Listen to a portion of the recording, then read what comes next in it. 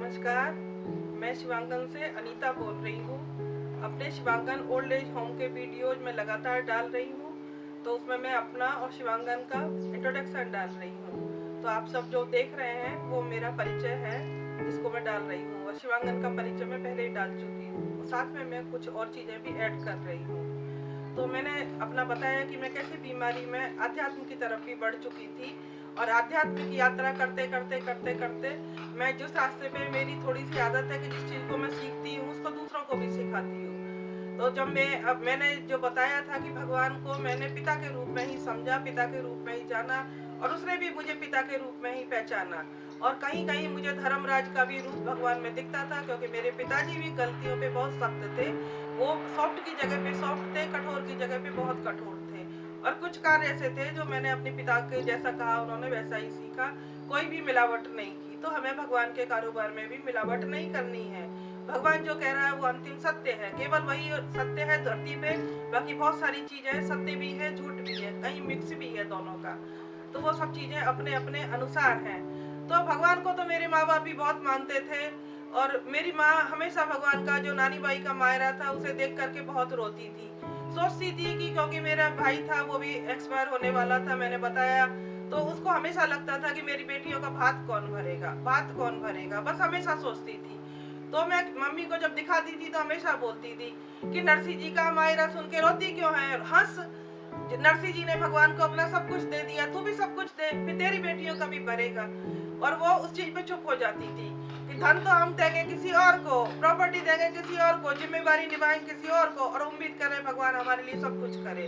अरे भगवान को नहीं जानते, अच्छाई को तो जानते हो, कम से कम कुछ शेयर दो, अच्छाई में अपना पूरा नहीं दे सकते। और मेरा भाई गलत संगत में पड़ चुका था, वो ड्रिंक बहुत करता था, उसके कारण उसका जो प्रॉब्लम था, और मुझे पता था कि अपनी आदत से नहीं सुधरेगा, और कितना भी इसका ट्रीटमेंट करवाओ लेकिन ये मानेगा नहीं। और मैं अपनी माँ को, क्योंकि मैं इमोशनल बैलेंस पे बहुत ज़्यादा काम कर रही थी, इमोशनल स्टेबिलिटी लेने की कोशिश कर रही थी धीरे धीरे अपनी बुद्धि में। और मेरी माँ कहीं भी जा करके बस रोती थी कि मेरा बेटा, एक बेटा मेरा जाने वाला, एक बेटा। उसका जन्म से लेके उसका मृत्यु तक का सब कुछ मेरी माँ को दिखता था। मैं अपनी माँ से बार बार कहती थी वो जा रहा है, उसे हंसी खुशी विदा कर, अगर वो घर भी लौटेगा तो तुम उसकी देखभाल नहीं कर पाओगे, किडनी खराब, लीवर खराब, हार्ट खराब, सब कुछ खराब, और बुढ़ापे में तुम खुद को देखोगी या उनको देखोगी। लेकिन नहीं, मेरी माँ अंधी हो चुकी थी। मैं अपनी माँ को बार बार समझाती थी, उसको समझ में आ जाता था, लेकिन बेटे को देखते ही वो घायल हो जाती थी, मानती नहीं थी। फिर मैं अपने भाई से मिलने गई, क्योंकि मेरा भाई, ऐसा लगता था मेरी बहन का फोन आया, कहीं ना कहीं प्राण उसके अटक रहे, हो सकता आप ही हो। और मैं अपने भाई से रुष्ट थी उसकी आदतों के कारण। तो मैं जब मिलने गई तो मैंने उसके सिर पे हाथ फिराया और उसे बोला कि हमारा जीवन कितना अच्छा था, हम भाई बहनों में कितना प्रेम था। कोई बात नहीं, हमारी यात्रा यहीं तक थी। तुमने कष्ट दिया, अपने माँ बाप को दिया, हमें कोई भी कष्ट नहीं दिया। तुमने हमें कोई भी कष्ट नहीं दिया, क्योंकि हम तुम्हारे ऊपर आश्रित नहीं थे। अब तुम्हारा यहाँ तक का सफर था, हमारा बहुत अच्छा गुजरा। आगे की यात्रा की तैयारी करो, तुम्हें कहीं और जाना है। और झूठ की बात है, मैंने बताया कि मैंने झूठ कई बार बोला, और भी बोला होगा, समय आने पे बताऊंगी। और डेली में भी मैं बोलती हूँ, मैं सदा सत्य बोलो इस कहावत पे नहीं चलती।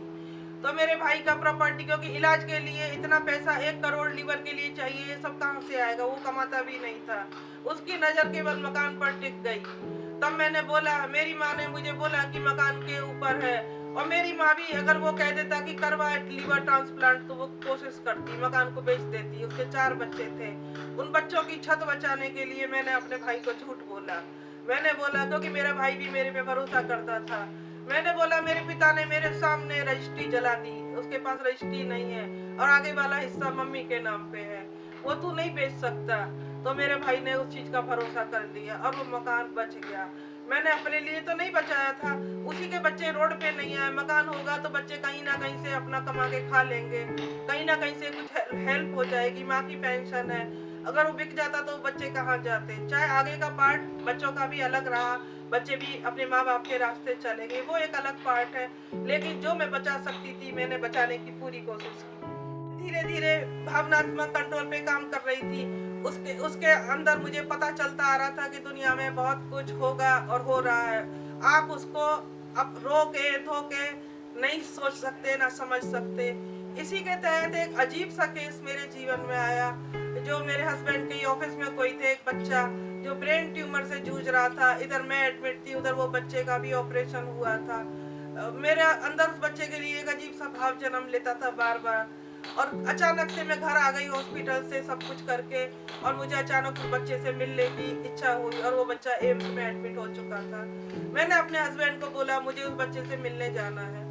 उन्होंने कहा कि तुम नहीं चल पाओगी, गाड़ी दूर खड़ी करनी पड़ती है, और वो कहाँ वार्ड होगा। मैंने कहा नहीं, मैं चल लूंगी, मुझे मिलने जाना है। अचानक ना मैंने उस बच्चे को देखा, ना उसकी माँ को देखा, केवल पिता को देखा था। मुझे केवल यही था कि एक ही बच्चा है, वो माँ बाप कैसे होंगे। जब मैं एम्स में गई, उस बच्चे में कुछ भी नहीं था, और मुझे समझ में आ गया था उसकी सांसों से कि अंतिम सांसें हैं इस बच्चे की। उसके पिता और उसकी मम्मी को भी वही मोह था जो मेरी माँ को था। बार बार गुड़िया बच्चे का, भैया का सुसु देखो, भैया का कितने ml आया, बस वही बुद्धि थी, लेकिन वो उसको छोड़ने के लिए तैयार नहीं थे। और मुझे पूरा समझ में आ गया था कि बच्चे की अंतिम सांसें हैं, कुछ भी नहीं है। और दुर्भाग्य समझो उस बच्चे का, जिस दिन मैं मिलने गई थी, मेरे लिए वो कितना दुख भरा समय था। उस दिन उस बच्चे का जन्मदिन था।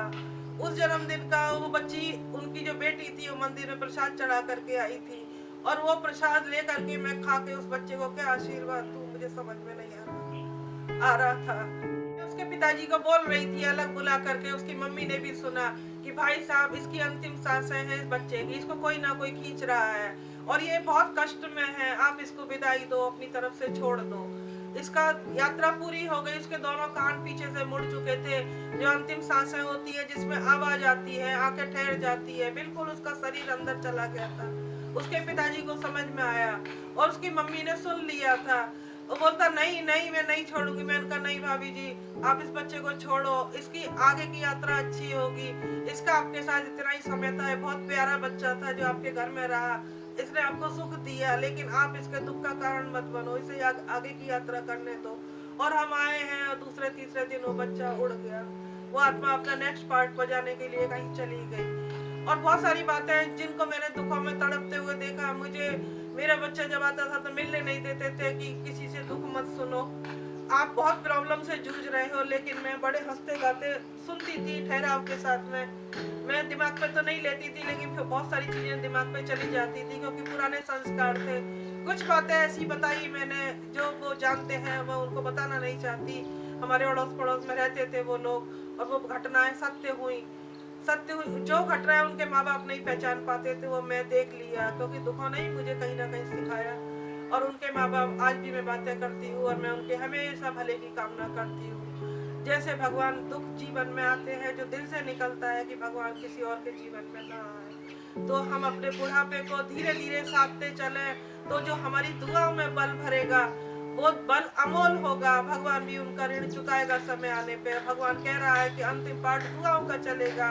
शुभ कामना, शुभ भावना क्या है? आपकी पवित्र दुआएं हैं, जो जिसके दिल से निकलेगी वो उस आत्मा तक जरूर पहुंचेगी।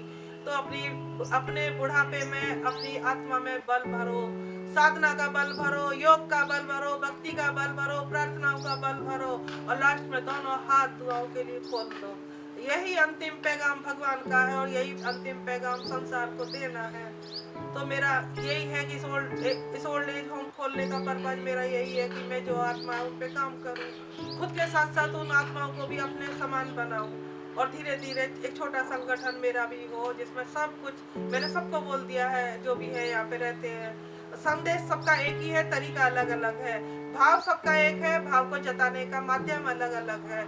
आप माध्यम चाहे कोई भी हो, भावनात्मक संतुलन में एक हो जाओ, भगवान के कार्य को आसान करो। उसको आपकी जरूरत है मुक्ति दिलवाने के लिए। जीवन मुक्ति वो दे रहा है, मुक्ति दिलवाने में आपकी जरूरत है। आप सब सहयोगी बनो, मेरी आप सबसे दोनों हाथ जोड़ करके प्रार्थना है। नमस्कार।